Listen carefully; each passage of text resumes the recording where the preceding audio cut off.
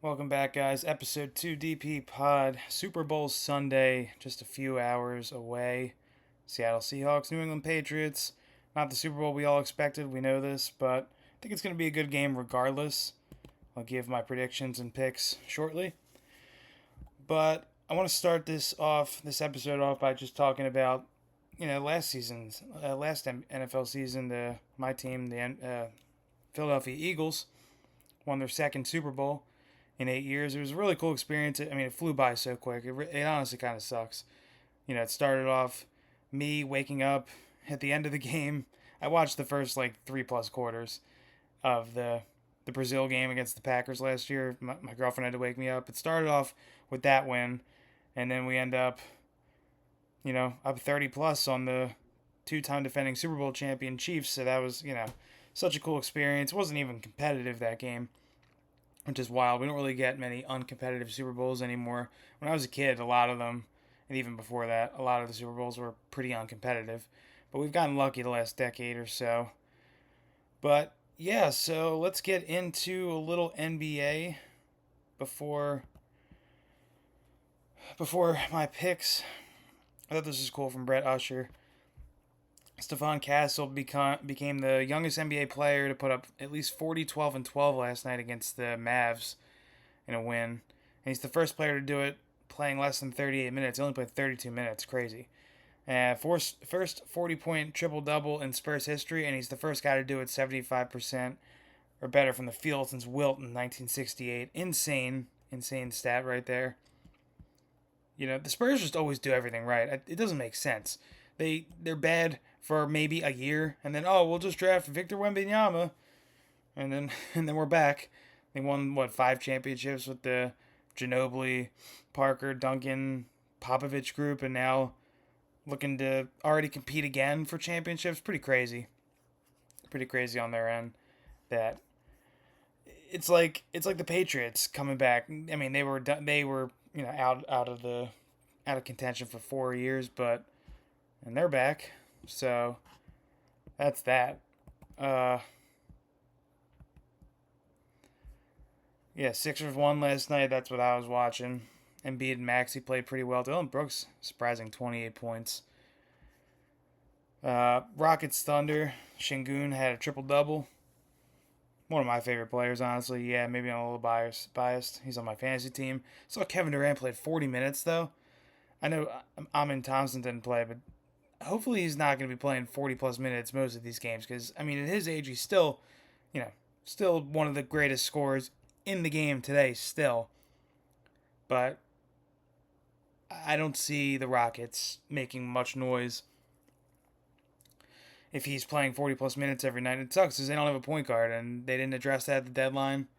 They were probably, I should have mentioned that on my video yesterday. They seem like to be one of the big losers of the trade deadline, along with the Sixers not capitalizing on Kevin Durant. I mean, not that they were going to be able to get Giannis, but I mean, if they get knocked out first, second round this year in the playoffs, I think they have to be heavily in on trying to acquire Giannis, even if that means giving up Shingun, I think.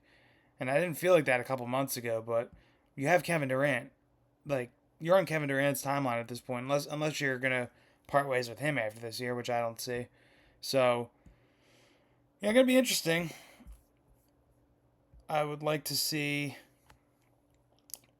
the Rockets go after him in the offseason. And going back to the Spurs, it's funny because I thought that recently they should have went after Giannis. I thought they should in the offseason, but I don't know if you want to mess this core up. Not to say that Giannis is going to mess with a team, but he's not a plug and play player like a lot of these pundits are saying.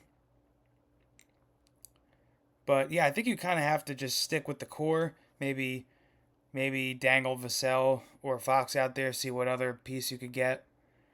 But I don't know if you can just plug Giannis into this team and they'll just be super dominant. Now, I know that's weird to say when it's Giannis and and Wembanyama, two of the tallest players in NBA history, two of the lankiest players in NBA history, but yeah, I'd like to see the Spurs core kind of stay this way, and I'd like to see Giannis and Katie match up or pair up in Houston and see what that's like. And then one more story from the NFL. I thought that was pretty interesting. Aaron Rodgers, per Tom Pelissero, odds are increasing that Aaron Rodgers returns to the Steelers next season after multiple conversations with new head coach Mike McCarthy, obviously his longtime coach in Green Bay. As soon as McCarthy signed, people had different opinions. Oh, he's definitely not coming back. Oh, he's definitely coming back. I was kind of leaning not coming back, but honestly, like, if Rodgers wants to play one more year, I don't know where else he's going to be playing at. I don't think that one of these contending teams with no quarterback, which doesn't really exist, I don't really think there's a spot for him. Not to say Aaron Rodgers isn't a good player. He's still a competent quarterback, top half maybe in the league. Obviously IQ's up there, his football IQ, but yeah, I would like to see, if the Steelers aren't going to go into a full rebuild yet, might as well give Rodgers and McCarthy one shot. And then I think after this year, you probably move on from him.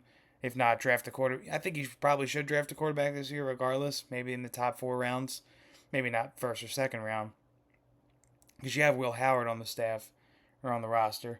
But I'd like to see what McCarthy and Rodgers can do in a reunion. I don't know if they're, with the Chiefs maybe coming back, the Bills, Ravens, they haven't, they didn't make a ton of noise this year. And obviously Patriots, Broncos, a lot of these teams in the AFC, it's very tough. Houston and Chargers had a disappointing end of their seasons, but I don't think they'd be a favorite. But I'd like to see Rodgers and McCarthy together. All right, as per Super Bowl 60, I've been going back and forth all week, all 2 weeks. I was leaning Seattle mostly, but I could see New England pulling out a win. I think it would have to be a low scoring one to win it. But yeah, both defenses are really good. I have my notes here. I got to look off of them. I know who I'm picking. Don't get me wrong, but I want to get my notes straight. I think that, both defenses are really good to great. I think Seattle's is just a little bit better. But if you want to make the argument that Seattle's played the better competition, you can make that argument. If you want to make the argument that the Patriots played better defenses, you can also make that argument. So it's a go either way game, I think. I don't think it's, I don't think it's a blowout either way, if I'm being honest. But if we want to talk about the defenses they faced, or not the defenses they faced, if we want to talk about the Patriots defense in general, obviously Justin Herbert and CJ Stroud are really good quarterbacks, probably top 10, maybe just outside top 10 quarterbacks in the league. But they haven't done well in the playoffs in their career. Justin Herbert hasn't won a playoff game yet. He's 0 for 3, 54.7 completion percentage, only under 225 yards a game, 2 touchdowns, 4 interceptions, all coming in one game. Those interceptions, so he hasn't been a great playoff performer. Neither is CJ Stroud. He's had his moments. 6 touchdowns, 6 interceptions in 6 games. 3-3, under 240 yards a game. So they haven't played the better quarterbacks that Seattle has. Brock Purdy's made a Super Bowl. Maybe it's not all Brock Purdy, but he has. Matt Stafford's won a Super Bowl. That's a fact. So I think that's the argument I'm going to go on. I'm going to go on the Patriots haven't faced an offense nearly as good as Seattle in this playoffs. Obviously, last round, they played in a snowstorm, a backup quarterback for Denver. So, yeah, that's the route I think I'm going to go. If that kind of blows who I'm predicting, oh well. But let me give my notes before I give my... Let me give my game notes before I give my prediction. I think Drake May is going to be a little pressured. I don't know if the offensive line is going to hold up all game on Seattle. I don't think Drake's going to play horrible. I don't think he's going to throw multiple interceptions. He could. But I do expect a mistake or two, whether it's a fumble or a misread. Maybe later in the game, maybe not early. Maybe they don't force a lot of stuff early. They might do a lot of underneath routes, a lot of screens to try to play some facades, play some games against Seattle. But, even if Sam Darnold has an interception, led the league in interceptions this year, I think that Seattle's overall talent outmatches New England. I do. And I don't think one Sam Darnold interception is going to kill them for this game. I could see Seattle being up like 20-13 and just kind of like not boa constricting, but just like holding on for dear life essentially onto this game. So that's kind of how I see the game.